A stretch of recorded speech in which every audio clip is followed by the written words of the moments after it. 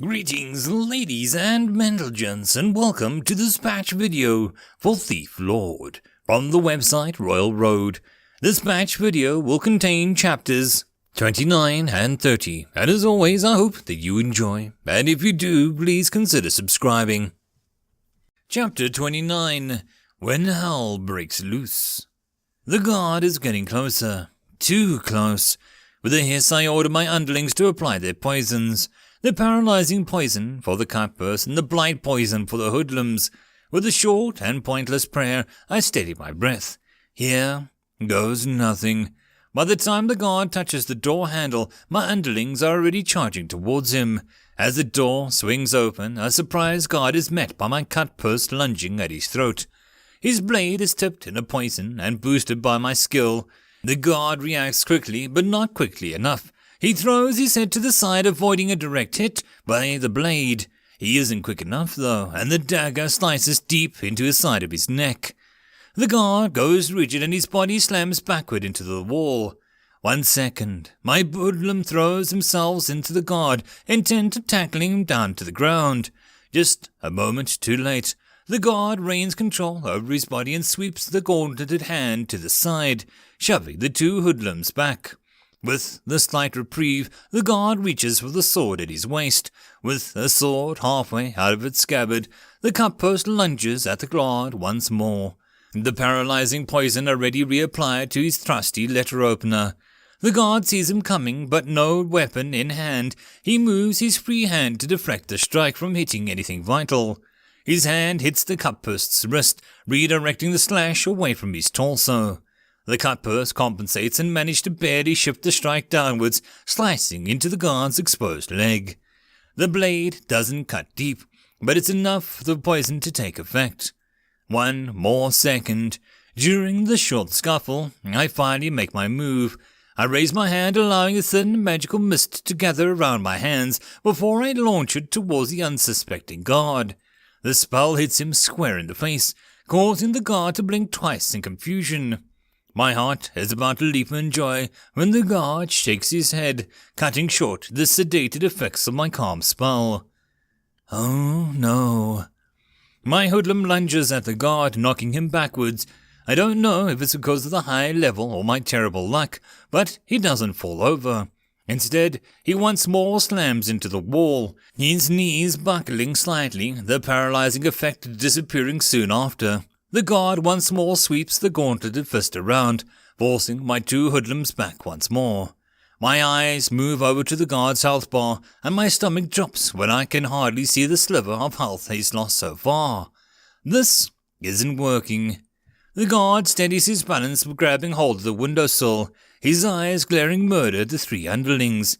You filthy rats! I'll gut you like the lawless sons you are!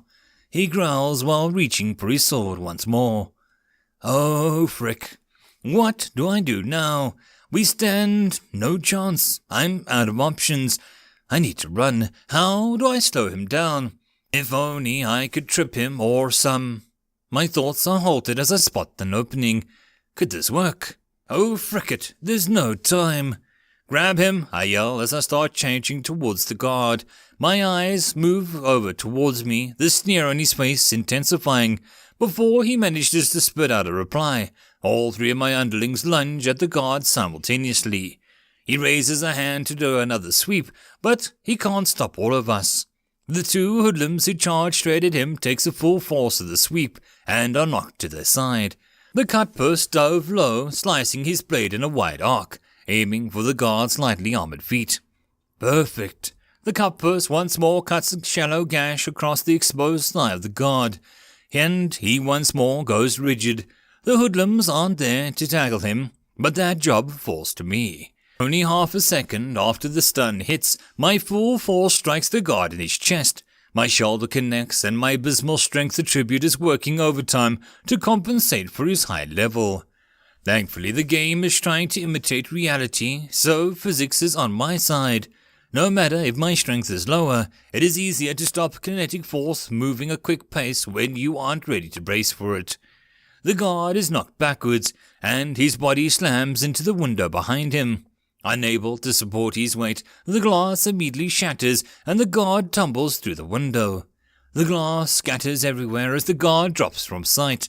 A few seconds he's out of sight feel like an eternity until the sound of the guard hitting the pavement below jolts my brain into action in a revolting way. I don't know what I'd expected. The sounded just like someone dropped a sack of potatoes on the ground. There's no crunchy sound of bones snapping or brains being splattered across the ground. Just a muffled sort of thump. It's nauseating, and it causes my stomach to roil. Human Guard 20 takes 5,607 falling damage. Human Guard 20 dies. Gain 1,600 experience. Congratulations, you've reached level 6. Congratulations, you've reached level 7. You've gained 6 attribute points and 2 skill points. Cheap Shot has leveled up to Novice 3. The notifications rolled in, and I have to shake my head and bring out my stupor. Holy crap, I can't believe that worked. I mutter, making my way over towards the window to peer out. Down below I see a dead guard lying on a small pool of blood. My beggar is standing idly near him, poking the corpse with his bare foot. What are you standing around for? Loot him, I shout. The beggar, startled by my shout, immediately complies and starts looting the body. I would love to berate him further, but I don't think there's a snowball's chance in hell that nobody heard the glass break. If they didn't, the corpse lying conspicuously in the middle of the street certainly would do the trick. This would be a better time to do what the thieves do best, hightail it the frick out of here. I round up my underlings and we start moving down the hallway at a quick pace. Just when we round the first corner, my eyes go wide as I immediately swerve right to dodge a sword, threatening to decapitate me where I stand. Who the hell are you for? Where's Mercer? The second guard sneers as he raises his sword to strike again. I jump back, narrowly avoiding the blade. Crap, I forgot about him. I raise my hands defensively.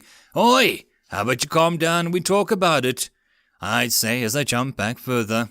Oh, we'll talk all right, the guard says while stepping forward, but I only need one of your little craps alive for talking. He feigns another swing and instead lunges forward, striking towards me. Surprised by his quick move, I try to dodge to the side, but I fail and completely evade his blow. The tip of the sword cuts a gash in my shoulder. You take 43 piercing damage from Human Guard 20. I grit my teeth and the damage ticks in. 43 damage from a glancing blow. That's over half my health. There's just no way I'll survive a direct hit from that guy. Now what did you little craps do to Mercer? There's no way his weaklings like you could hurt him. Where is he? The guard shouts as he tries another lunge. I am prepared this time and deftly throw myself to the side. Overextending, the guard is unable to react to my high-level hoodlum, who throws himself at the guard from the side. Caught off balance, the guard is unable to stay on his feet, and the pair knock to the ground. Now, without hesitation, I start sprinting down the hallway, not even bothering to look behind me. I can sense my cut purse and my remaining hoodlum running beside me. There's no way that we can't beat the guard. Our only chance is to run and pray that he can't catch up. Your underling, Human Hoodlum 7, has been slain by Guard 20. We run for the hellhounds are on our tail. With the high level of this guard, he might as well be one for all we care. We're sprinting down the hallway. All caution is thrown out the window. We pass the second corner, rapidly approaching the dormitory. To my dismay, the room seems to have been aroused. A young human bard is poking her head out through the nearby door. Without slowing down, I start casting Calm. It takes a bit longer than usual due to my running, but the magical mist soon leaves my hand and pacifies the young bard. Sedated, she hardly even registers the 3 sprinting bandits passing her in the due haste. As we are about to pass the third final corner, I finally dare glance over my shoulder. I'm struck by horror as I see the high-level guard hot on our tails. His much higher rigidity attribute giving him a severe increase to his movement speed. Frick, we're not going to make it at this pace. My mind races as I try to come up with a solution. My options are limited, but I know from all instinctual level what I need to do now. What I swore I wouldn't want to do again. I need to sacrifice more of my underlings. Slow him down at all costs. I hiss at the cutpurse. I received a sharp nod in return, and it pains me to do this, but it's the only way. The cutpurse halts in his tracks and sidesteps into the shadows, activating his stealth. I watch from the corner with my eye how the presence fades from view, and I chant a small prayer for at least a modicum of success. We soon reach the stairs, and I leap down them, jumping down 2 or 3 at a time. My balance wavers, but through the sheer force of will and reliance on my desperate and fledgling luck, I manage to prevent myself from falling. As I reach the midway point, a short yelp of pain erupts from the hallway above, and I pray that my cutpurse was successful. I think that it was because 2 seconds later, I'm greeted by another system prompt. Your underling human cutpurse 7 has been slain by human guard 20. We reach the bottom of the stairs, and I don't offer a single glance to the dead secretary in the hallway, effortlessly jumping past the small pool of blood and keep going. Killing them was probably the best choice in the end, after all. We continue down the hallway, and I pass another corner. I can hear the sounds of the guards rapidly descending in the hallway behind us. I don't think that we brought enough time, but I still have another underling to sacrifice. When we're halfway down the hallway, some bells are ringing from high above, an alarm of some sort. Crap! I'm running out of time. If the patrons from the downstairs start to stir, I will have no chance in hell of making it out here alive to cover intact. Sure enough, the local system-wide alert further increases my pressure. Alert! The Bard's Coric has been put on a local quest. Apprehend or kill the thief before he or she leaves the area. Reward 15 gold coins. Major reputation increase with the Bard's College. Villains cannot accept quests. Alert! You are the target of the event quest, generating appropriate subquests compatible with Thief Lord class. Oh crap, this can't be good. Escape from the Bards. Job type none, difficulty unknown, deadline none, reward 100 experience. You have been caught red-handed and an alarm has been sounded. Run, you fool. You cannot decline this quest. I don't think I have time to even gulp the fear before a massive roar erupts in the floors down below. Oh crap, so this is what it feels like when all hell breaks loose. We keep sprinting, leaving no time to loiter over the complete and utter crapstorm that is about to descend upon me. I have no time to worry about players downstairs when I have a much more immediate threat directly behind me. I keep sprinting, trying intently to increase my speed, which is already pushed way past its limits. Passing the final corner, I can figuratively feel the guard breathing down my neck. I don't know what makes me do it, but I dive forwards and going into a roll. My hunch is correct, as I hear the sound of metal striking the wooden wall only centimeters behind me. As an act of desperation, my final hoodlum throws herself at the guard, trying desperately to keep the guard away from me. It works somewhat, as the guard is still committed to a wide swing and is now off balance. The hoodlum charges into his chest, knocking the breath out of him. Oof! The damn rats are so freaking persistent. Die! He shouts, spittle flying everywhere. He slashes downward, burying his sword deep into the hoodlum's shoulder. Your underling dwarf hoodlum 7 has been slain by guard 20. I don't have time to watch my final bodyguard slump to the ground, as I am already up and running again. The dwarf bought me little time for the last act of desperation, and I can only hope that it's enough. I reach the stairs and jump down as fast as I can, one step more reckless than the next. Halfway down the stairs, something heavy impacts my back. I'm thrown forwards, flying down the remainder of the stairs. I twist in the air just in time to watch the guard steadying his balance after delivering a hard kick before I slam into the ground, the air knocked out of my lungs. You have taken 22 fall damage from the guard 20.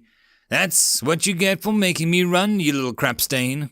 The guard growls as he descends the stairs, now at a much slower pace after knocking me down. I haven't run this hard since basic training. He glares at me, and I really freaking hate running. Crap. I start crawling backwards towards the door. Listen, I'm sorry about that, but maybe we can work something out. I plead with God, my eyes darting from side to side looking for an opening to run. Frick, I'm so close.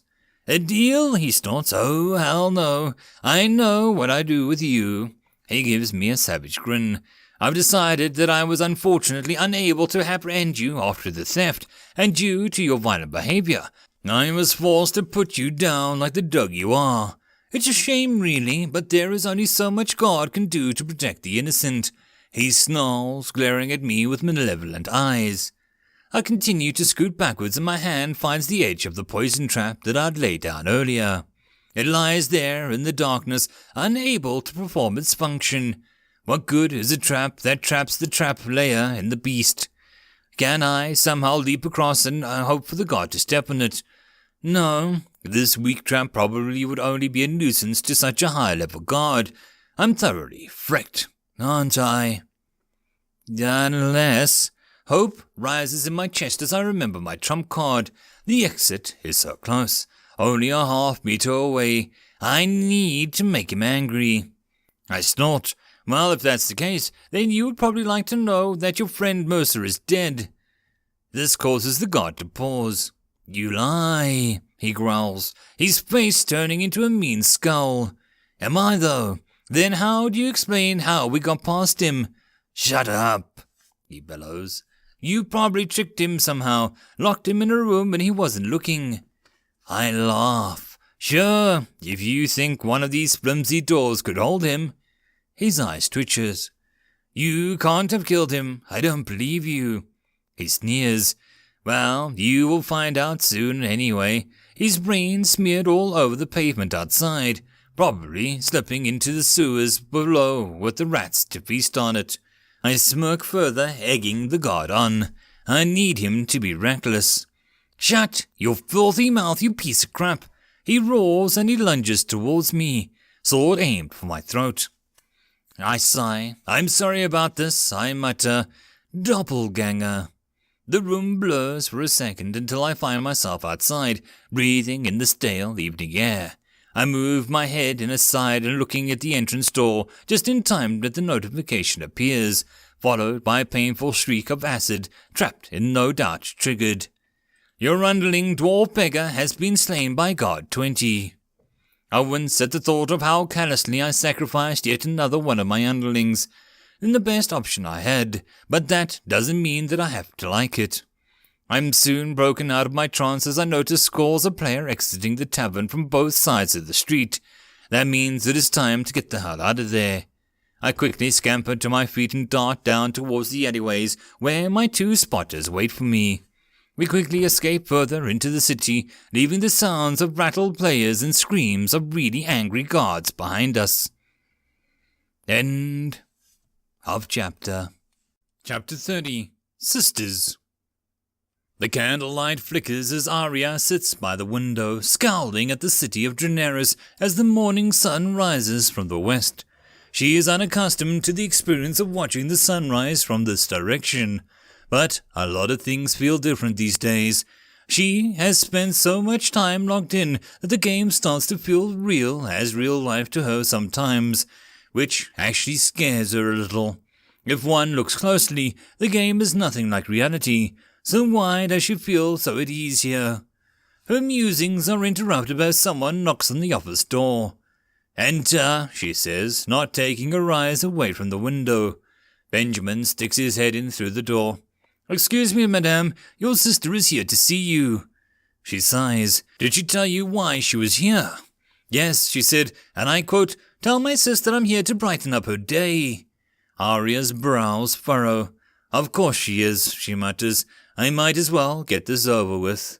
Benjamin nods with a retreat out of the office. She purses her lips. It's not like Arya dislikes her younger sister. In reality, she is quite fond of her. It's just that she can sometimes be, quite a handful. Completely oblivious to Arya's need to get important matters settled before she tries to talk her into something completely ridiculous or unnecessary. All in the name of, having some fun. While her life might be infinitely easier and more effective without Anna pestering her on a daily basis, she couldn't imagine being without her. Their relationship may be strained to some, but that's just how their dysfunctional relationship works. There is no other way to describe it other than being a family. It's not supposed to be easy. It's all good in some indescribable sort of way. "Sister!" Her voice shouts before the door slams open, revealing Anna on the other side. "Long time no see. What have you been up to?" She grins while walking towards her desk, finding the most comfortable of the chairs before promptly dropping herself into it, raising her feet and placing them brazenly on Arya's fine oaken desk. Arya doesn't react, just waiting for Anna to get settled. "It's only been 2 days. You know what I've been up to." "Really? How can I know that? We settled that thief lord business yesterday morning. What else has happened?" Anna asked cheerfully. Arya frowns. "I've been dealing with the aftermath. We need to be certain the thief lord didn't escape into the city proper. I won't rest until we find signs of her." "Sister, please." Anna sighs. "Loosen up a little. There's just no way that she could have gotten out." "You don't know that." Arya snaps at her sister. Anna gives her older sister a stern look. Arya flinches as Anna reminds her of her mother for a fraction of a moment, the only person in the world who could give Arya pause. "Listen, you hired what was it? 5, 10 architects to comb the entire peninsula, completely analyzing and breaking down every single aspect of the district. You even had a whole team of analysts running countless simulations on how a villain could escape, and the only reasonable way they found was to bribe one of your guards, or if they somehow stumbled upon the sewers. And even then, a second grade will seal it off within a month. You're still making it, I presume?" Arya sighs. "Of course." "Then there you have it. If your team didn't find a way, why would anyone else? Besides, she's just a single low-level thief lord. She couldn't possibly be a major threat to the guild. There are thousands of us, for Christ's sake. Even if she did get past us, she is bound to get killed at one point or another. You have to respawn point covered, don't you?" "Yeah." "Then stop worrying about it. Low-level villains are the least of your concerns. The city is huge, and an enemy villains can be enter from anywhere, not just the noob district," Anna says while massaging her temples. "If one figures out a way past, then more will follow. Trouble always multiplies itself." Arya frowns, glaring back at her sister, finally realizing she was supposed to be stern one. "Now, enough about this. I won't have my baby sister scold me." Anna snickers. "That's better. That's the sister we all love to dread and fear. Fear is good. It keeps people in the line." Anna snorts. "What are you, a gangster? Please, how about being a little encouraging once in a while?" She chuckles. "What? I am encouraging?" Arya gasps in mock outrage. "Just 2 hours ago, I encouraged Steele's team to gain 3 levels by the end of the weekend if they wanted to stay in the guild." "Right. Encouragement. I forgot who I was talking to." Anna grins, sticking her tongue out. The two sisters burst out in laughter. Arya needed this, a chance to lower her shoulders and blow off some steam.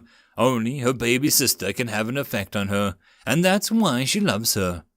In all seriousness, though, Anna says after a short pause, "If you really worry about this, then why don't you have the Shadowbane deal with the problem?" Arya tenses for a moment.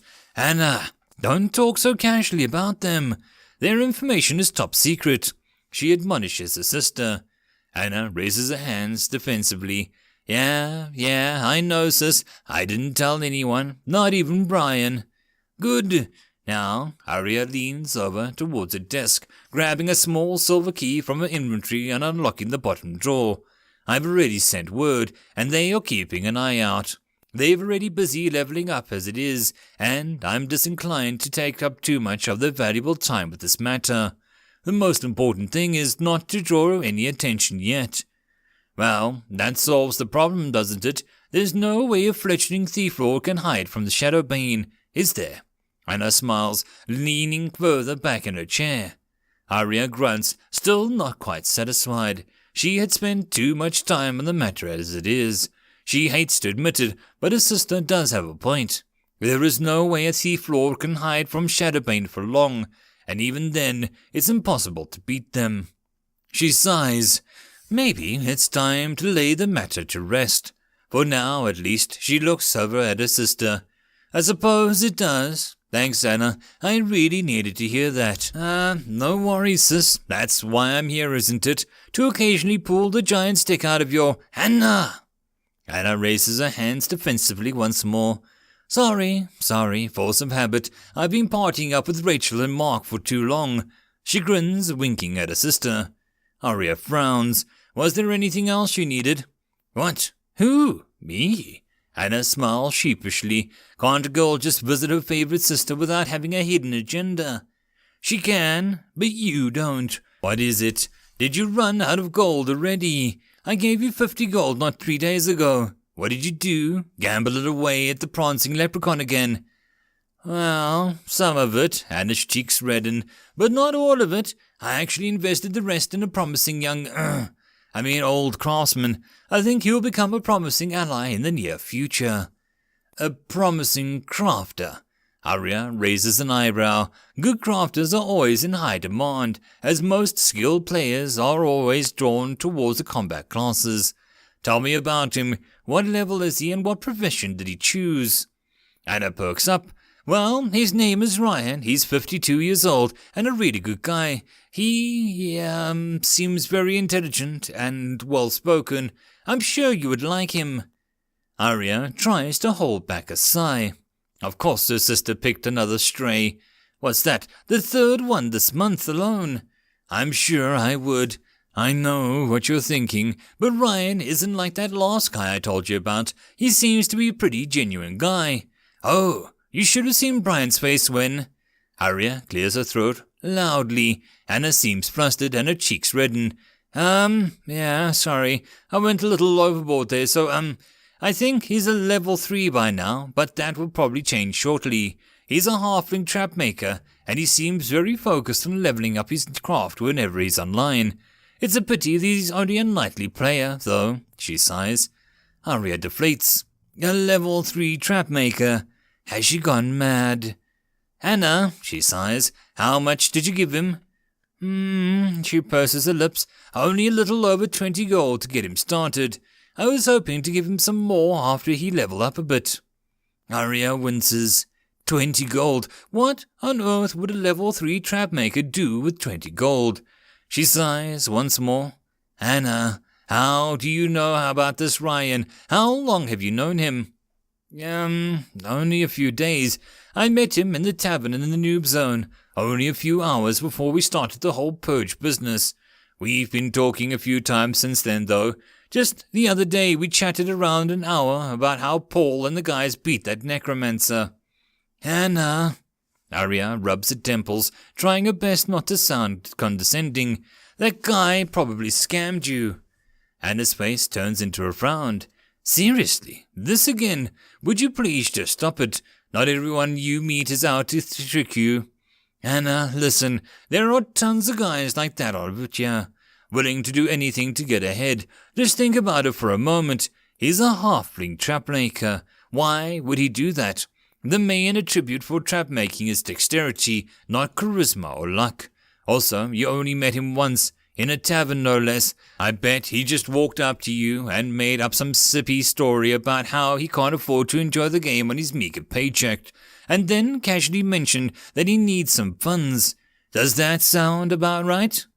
What? No, Anna snorts. First of all, I came over to him. He didn't have a sad story at all. He was just a regular nice guy. Also, I was the one who offered the gold to him. He actually refused to take it at first. He even promised to pay me back when he starts producing usable traps. Arya just shakes her head. An empty promise. If he's the only night player, as you say, then he'll never be able to catch up in levels to a full-time player like you. Anything he makes would be worthless. Not that trap makers are in high demand either.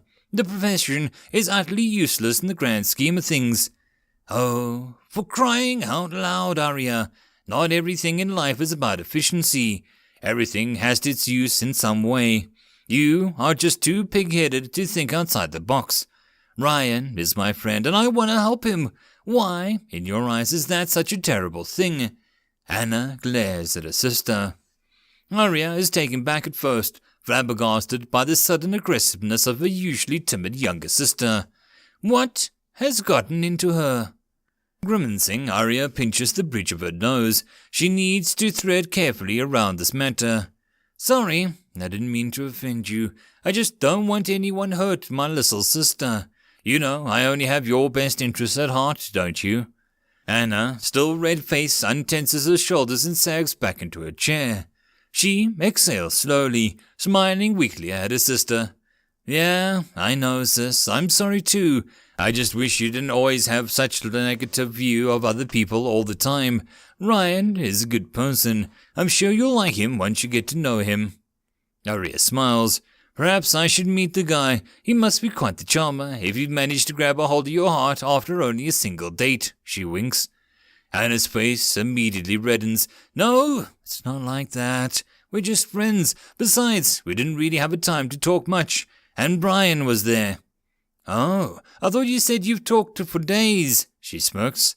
Well, yeah, I keep inviting him to join me and my team for a few drinks every evening, but he's always busy with this or that. I'm sure that he's time tonight, though. Arya's eyes twitches, but she quickly straightens her face before Anna sees it. The guy sounds way too suspicious. She has to tread carefully here, and unless she reignites Anna's temper. Then you should invite him to a drink when he logs in this evening. Arya smiles at her sister, but promise me to be careful though, little sister. A lot of conmen usually blow you off until you forget about them, or until they need something from you. She says, slowly, trying not to sound accusatory. Anna eyes her skeptically and is about to retort before Arya quickly continues, trying desperately to avoid another argument. I don't mean it like that. It's probably nothing. Just don't give him any more money until you're sure he's legit. Anna jaw clenches. Lay off it, Arya, she said coldly.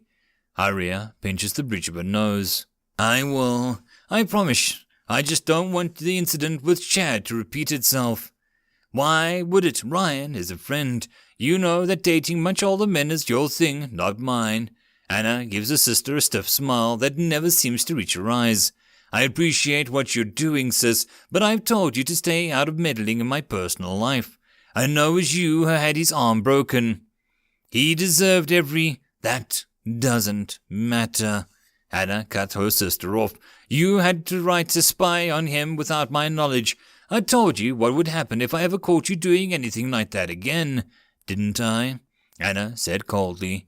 Arya sighs. Yeah, I promise. Just promise me to be careful around Ryan until you know him better. Anna stares at her sister with a blank expression for a few seconds. I'm not stupid, Arya. I know, baby sis, I know. The two sisters lapse into a silence for a moment, the mood completely broken. This really wasn't how Arya hoped that it would turn out. She knows she can be a bit overprotective about her baby sister, but she's just that, her baby sister. She'd trash her business in a heartbeat if that was what it would take to protect her. Anna is all that she has, the only thing making her smile these days. Arya brought out her stupor when Anna suddenly jumps to her feet. I need to get a drink, she mutters as she walks towards the door. Halfway there, she glances across her shoulder. You're wrong about Ryan. I want you to promise me never to question my friends again. I promise, Arya mutters, but it's too late. Anna has already left. Arya slumps to a seat. Sister, she mutters, staring dumbfoundedly at the door. Why does it need to be like this? Over what? A guy who scammed her out of a measly €20. She really shouldn't have been an issue over this, but she can't help herself. People get scammed all the time. If anything, this is a good lesson for her naive little sister. The problem, however, is that his end goal is just a few €20, that's fine. If he hurts his little sister... A knock on the door breaks her out of her somber thoughts. When she doesn't answer, the door opens and Benjamin enters the room. Madame, are you all right? He asks, concern in his voice. Yes, thank you. We just had a small argument, a really silly one, really. Benjamin raises an eyebrow. Is there anything you need me to do? Arya, still lost deep in thought, shakes her head lightly. No, I don't think. She mutters, trading off into silence. No, she won't let some bastard hurt her sister. Not again. Wait, there is one thing. She straightens, determination returning to her mind. I want you to contact Bryan and figure out who this Ryan character is. I want you to find out who he is, where he lives, and what he does for a living, and if he currently is romantically involved with anyone. Oh, and also check to see if he has a police record. I want you to find out everything you can, and I want that report yesterday, he says coldly. Benjamin feels a shiver crawl down his spine. He gives a short nod. Do you also want him followed in game? Arya thinks it over for a second. No, hold off on that. The risk of Anna finding out is too high. Just get me the information for now. He gives another short nod. It will be done, madame. End of chapter. And that, my friends, concludes this batch video. If you enjoy the story, please don't forget to go and show the author some support. And if you wish to support this channel, there are links down below. The easiest way to support this channel would be to subscribe and share as much as possible to help this channel grow. And I'll see you all in the next video, and until then I hope you all keep well and safe. Cheers.